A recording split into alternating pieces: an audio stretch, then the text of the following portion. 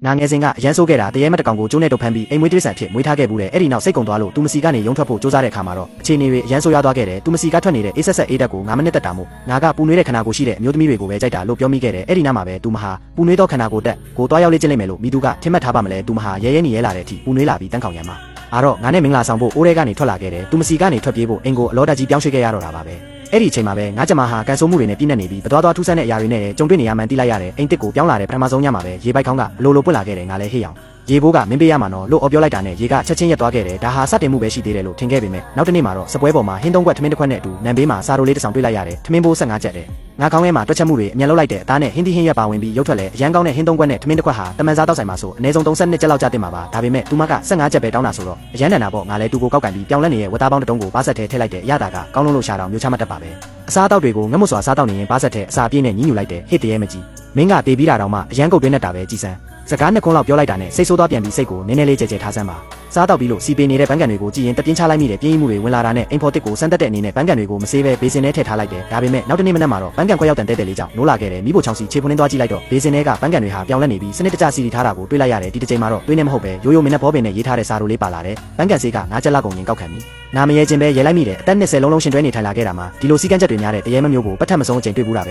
ဲငါရဲ့စိန်ခေါ်ခြင်းနဲ့စိတ်တွေနိုးကြလာခဲ့တယ်မင်းကငါနဲ့ပြိုင်ကျင်တာပေါ့လေရတယ်လေဆိုပြီးအမိုက်အိတ်ကိုလန်တဝက်ပိတ်အောင်တကားဝမှာတမင်တကာထားခဲ့လိုက်တယ်ပြိုင်နိုင်ရင်သွားပြလိုက်လေပေါ့နောက်တစ်နေ့မှာတော့အမိုက်အိတ်ပျောက်သွားပြီးတကားမှာစားကတ်ထားတယ်အမိုက်ပစ်ခ10ကျက်တယ်တညမှာတော့ညနေလှုပ်ဆင်းပြီးအိမ်ပြန်ရောက်ချိန်မှာတကိုယ်လုံးနွမ်းနေခဲ့တယ်အမောင်ထဲမှာမီးကလုတ်ကိုစမ်းကျင်နေတော့အခမ်းမီးကအလိုလိုပွက်လာခဲ့တယ်မျက်လုံးကိုမထိခိုက်စေတဲ့အလင်းရောင်နွေးနွေးလေးကြောင့်ငါးနှလုံးသားရဲ့ထောက်ဆုံးတစ်ခုမှာပျော့ပြောင်းသွားခဲ့ရတယ်အဲ့ဒီအချိန်မှာပဲမီးဆိုင်ပေါ်ကနေစာရက်တရွက်လွင့်ကျလာခဲ့တယ်မင်းအတွက်မီးထုံးပေးထားတဲ့လျှက်စစ်မီတာကတီးတန်းကောက်ခံပြီးတယ်ဖက်လိုက်ရတဲ့ခံစားချက်ကြောင့်ခုနကဖြစ်ပေါ်လာတဲ့နှွေးထွေးမှုလေးဟာချက်ချင်းဆိုသလိုစူးစူးဝါးဝါပျက်စီးသွားခဲ့ရတယ်မျက်နှာချက်ကိုကြည့်ပြီးတပြင်းချလိုက်မိတယ်ဒီလိုတေးသေးမွားမွားညှင်းခုန်မှုတွေနဲ့ပဲရက်တွေဟာတဖြည်းဖြည်းကုန်လွန်ခဲ့တဲ့အချိန်ကြာလာတာနဲ့အမျှငါရဲ့အိမ်ဖော်တရေမလေးချောင်းကိုပိုတိလာခဲ့ရတယ်သူမရဲ့နာမည်ကစိုးရံတဲ့တန်ရှင်ရေးမာနီရဲ့ယောဂရှိတဲ့ဘောင်းဘီတိုတွေကိုကျမ်းပြင်ပေါ်ပြစ်တင်ထားရင်အဲ့ဒီဘောင်းဘီတိုတွေကရေချိုးစလုံးတွေကိုပဲခုံဝင်သွားတတ်တာမျိုးစာအုပ်စင်ပေါ်မှာစာအုပ်တအုပ်ကစားပြီးအရွယ်စားအတိုင်းစီမံမထားရင်နောက်တစ်နေ့မှာအတန်းလိုက်ကွက်တီစီထားပြီးသားဖြစ်နေတတ်တယ်ဟင်းချက်တာလည်းအရန်ကောင်းတယ်ဒါပေမဲ့ရိုးရိုးလေးရန်ညိုးဖွဲတတ်တာမျိုးဟင်းကငန်လိုက်တာလို့ဝေဖန်လိုက်ရင်3ရက်ဆက်တိုက်စားမပါတဲ့ပြုတ်ထားတဲ့ဒုဖူးပဲကြွေးတော့တာစကားပြောရင်လည်းအရန်ဆက်တဲ့ဈေးလျှော့ထားတဲ့အင်ဂျီတစ်ထည်ဝဲလာပြီးမန်ရှိမှာဆန်းဝတ်ကြည့်နေတော့မှန်ပေါ်မှာနစ်စီနီအောင်နဲ့စာကြောင်းတစ်ကြောင်းချရေးလာခဲ့တယ်ခနာကိုကတနာစရာအိတ်ကက်ကပိုးလို့တောင်တနာစရာကောင်းသေးတယ်တဲ့ငါဒေါသထွက်နဲ့អော်လိုက်မိတယ်မင်းနဲ့ပါဆိုင်လို့လေ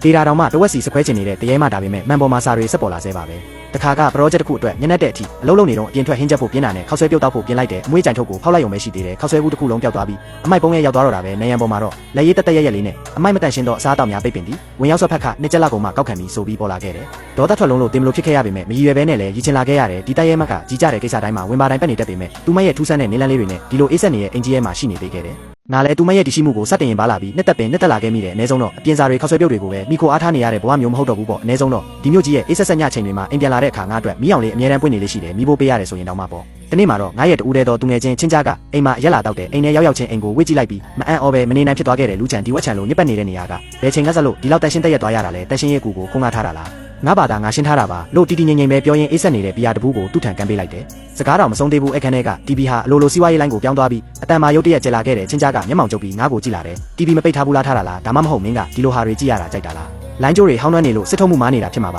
ါလို့အရေးမဆိုင်တယ်လို့ပြောလိုက်ရင်ဖုန်းကိုယူကလိုင်းပြောင်းလိုက်တဲ့စိတ်ထဲကနေလဲဆုံးရံမဆိုင်တဲ့နေရာတွေမှာဝင်မပါနဲ့လို့ချိန်ဆလိုက်မိတယ်ဘီယာနဲ့ငယ်တောက်ပြီးတဲ့နောက်လေတူးကငိမ့်တက်သွားခဲ့တဲ့ချင်းကြားကခွက်ကိုချလိုက်ပြီးရုတ်တရက်တီးတန်းနဲ့မျက်နှာပေးနဲ့ငါးစီတိုးကလာခဲ့တယ်လူးချန်ငါ့ကိုအမှန်တိုင်းပြောစမ်းဒီအိမ်ကတေဆုံးသူရဲ့အိမ်ဆိုတာမင်းသိရဲ့လားခွက်ကိုကင်ထားတဲ့ငါးလက်ချောင်းတွေရုတ်တရက်တင်းမာသွားပြီးတကိုယ်လုံးတောင့်တင်းသွားခဲ့ရတယ်လွန်ခဲ့တဲ့နှစ်အနေငယ်ကအမျိုးသမီးတယောက်ဒီမှာတေဆုံးခဲ့တာမင်းကိုမပြောပြရဲခဲ့ရင်မဲ့စဉ်းစားလေပို့ပြီးမတက်မတာဖြစ်လေရဲ့ငါဝမ်းကွဲအကိုကဒီဝင်းရဲ့ညာကင်းဆောင်လေအဲ့ဒီမျိုးသမီးရဲ့တေဆုံးမှုကအရန်ထူးဆန်းနေတဲ့တမန်မတော်တဆမှုမျိုးနဲ့လုံးဝမတူဘူးတဲ့ငါစက္ကန့်ပိုင်းများတိတ်ဆိတ်သွားပြီးမှအေးဆက်ဆက်ပဲပြောလိုက်တယ်သူမကလူဆိုးမဟုတ်ပါဘူးဟင်းချက်တာလည်းအရန်ကောင်းတယ်ချင်းကြားတယောက်ဆွန့်သွားပြီးငါ့ကိုကြာမြင့်စွာစိုက်ကြည့်နေခဲ့တယ်မင်းသတင်းထောက်လုပ်တုန်းကလည်းဒီလိုပါပဲဘယ်လိုမျိုးလဲဆိုတော့ထူးဆန်းတဲ့ကိစ္စနဲ့ကြုံရင်စုံစမ်းဖို့ပဲဇွဲကြည့်နေတတ်တာဘယ်သူမှတားလို့မရဘူးစိတ်မပူပါနဲ့ငါဘာလုပ်နေလဲဆိုတာငါသိပါတယ်ဟုတ်ပြီလားမင်းအဲ့လိုပြောမှတော့လည်းပြီးတာပါပဲချင်းကြားကိုနှုတ်ဆက်ပြီးနောက်သူ့ရဲ့စကားတွေကစွန့်ရံရဲ့တေဆုံးရတဲ့အကြောင်းရင်းပေါ်ငါရဲ့ဆက်စုချင်းစိတ်ကိုပုံမကြီးထွားလာစေခဲ့တယ်တကားပိတ်သွားတဲ့အခါအခမ်းမီးကမိုက်ခနဲဖြစ်သွားပြီးပုံမှန်ထက်ပုံမနူးညံ့စွာလင်းလက်လာခဲ့တယ်ငါ့ကိုနှစ်သိမ့်ပေးချင်နေတဲ့အတိုင်းပါပဲရုတ်တရက်တွေ့လာတဲ့ပုံရိပ်တစ်ခုဟာဖြည်းဖြည်းချင်းပေါ်ထွက်လာခဲ့တယ်ဒါဟာသူမကိုပထမဆုံးအကြိမ်ပြီးပြီးသားမြင်တွေ့ဘူးချင်းပဲဖြစ်တယ်ပခုံးပေါ်ဝဲကြနေတဲ့ဆမ်မင်းရှိရှိကွင်းညွန့်နေတဲ့မျက်ခုံးသူမရဲ့ပုံမှန်ဆက်ဆက်ဆူဆူပြောတတ်မှုနဲ့အစီအစဉ်ကြားဖြစ်ခြင်းနဲ့ယောဂါတွေမရှိတော့ပဲချစ်စရာကောင်းတဲ့အသွင်လေးရှိနေခဲ့တယ်သူမဘာမှမပြောပဲအေးဆက်နေတဲ့လက်ကလေးကိုတာတာလေးမြောက်ပြီးငါဆမ်မင်းတွေကိုဂယူးတစ်ဆိုင်တက်ပေးခဲ့တယ်ငါစကားမပြောနိုင်လောက်အောင်ဖြစ်သွားရတယ်ဆုံးရံဒုံသူမကခေါင်းကိုမောလိုက်ပြီးနှုတ်ခမ်းထောက်မှာအပြုံးပါးပါလေးနဲ့ငါ့ကိုကြည့်လိုက်တယ်အဲ့ဒီနောက်လေထဲမှာပျောက်ကွယ်သွားတဲ့မြူကိုတွေလိုပဲမြောင်ထဲမှာကွဲပြောက်သွားခဲ့တယ်